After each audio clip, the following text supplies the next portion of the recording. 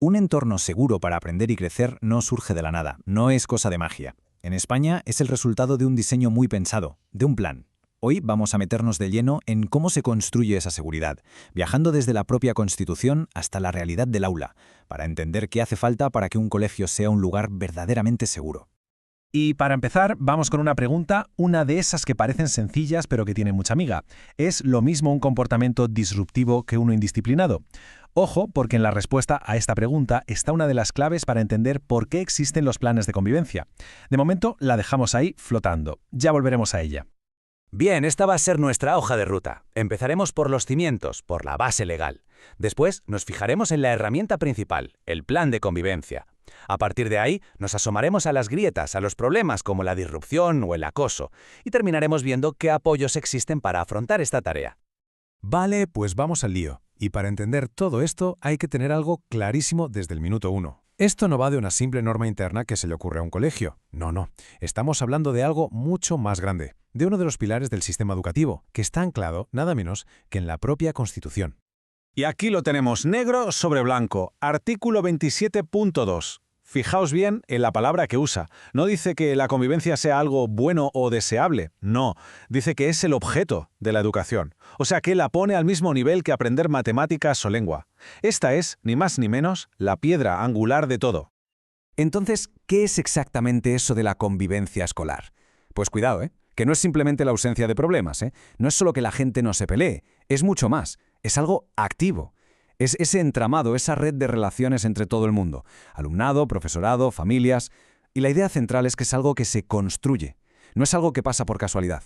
Hay que currárselo día a día. Vale, ya tenemos el concepto y la base legal. Pero claro, la pregunta del millón es ¿cómo llevamos esto a la práctica? O sea, ¿cómo pasamos de un artículo en la Constitución a lo que ocurre un martes a las 10 de la mañana en una clase? Pues bien, para eso existe una herramienta específica, el plan de convivencia. Y ojo, que volvemos a lo mismo. Esto no es una recomendación ni una guía de buenas prácticas.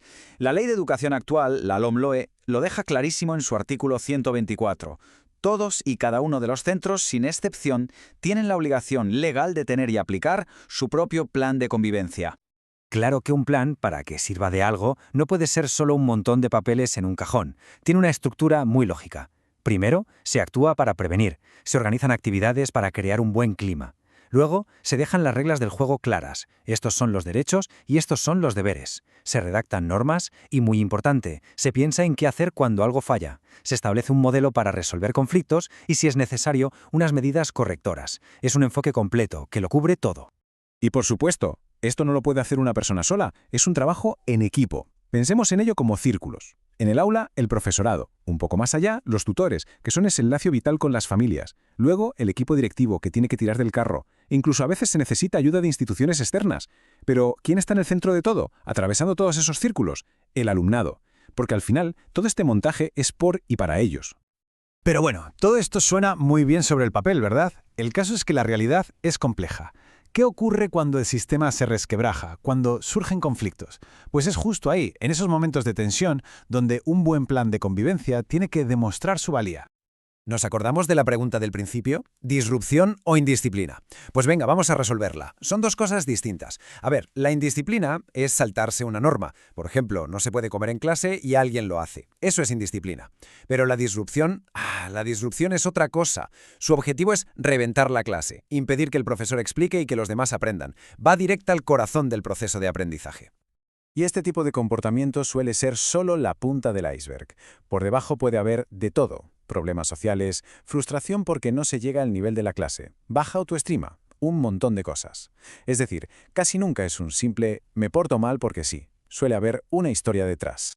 Y ahora entramos en la parte más dura, en la amenaza más grave para la convivencia. Hablamos de lo que pasa cuando el conflicto escala, cuando la violencia deja de ser algo puntual y se convierte en algo sistemático. Hablamos, claro, del acoso escolar. La definición oficial es muy clara y, la verdad, pone los pelos de punta. Hay dos palabras que son absolutamente clave aquí, sistemáticas y repetidamente. Esto es lo que lo diferencia de una pelea normal. No es un hecho aislado, es un goteo constante, un patrón de abuso que tiene siempre una misma víctima. Para intentar entender un problema tan complejo, a veces ayuda a fijarse en los factores de riesgo asociados a la persona que agrede. Y aquí un matiz importantísimo. Hablamos de factores de riesgo, no dé excusas. Esto no justifica absolutamente nada, pero sí puede ayudar a entender el origen del problema y a prevenirlo. Y de la misma manera, también se han estudiado factores que pueden hacer que alguien sea más vulnerable a sufrir acoso.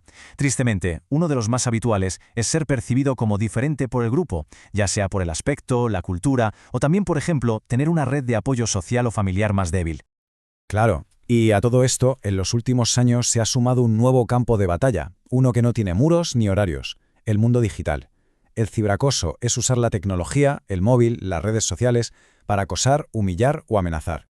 Y aquí es donde la cosa se pone especialmente terrible. Pensemos en esto. Antes, la casa de uno era un refugio. Se cerraba la puerta del colegio y el problema, al menos por unas horas, se quedaba fuera. Pero ahora no. Con un móvil en el bolsillo, el acoso te persigue. Entra en tu habitación, está contigo a todas horas, puede ser constante, 24/7. No hay descanso. Bueno, el panorama puede parecer un poco desolador, pero es importante saber que los centros educativos no están solos en esta lucha. Existe toda una estructura a nivel nacional que está ahí para echar una mano, para investigar y para proponer mejoras. Y el principal organismo es este, el Observatorio Estatal de la Convivencia Escolar. El simple hecho de que exista algo con este nombre tan oficial a nivel de gobierno ya nos da una pista muy clara. Esto no se considera un problema menor de cada centro, se considera un asunto de Estado. ¿Y qué hace exactamente? Pues, por un lado, recopila datos de todo el país para tener una foto real de lo que pasa. Con esos datos, propone medidas para mejorar.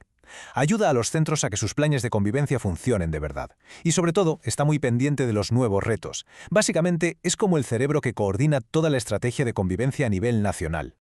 Hemos hecho un recorrido completo, la ley, las herramientas, los desafíos. Y todo esto nos lleva a la pregunta final, ¿con tener un plan bien escrito es suficiente?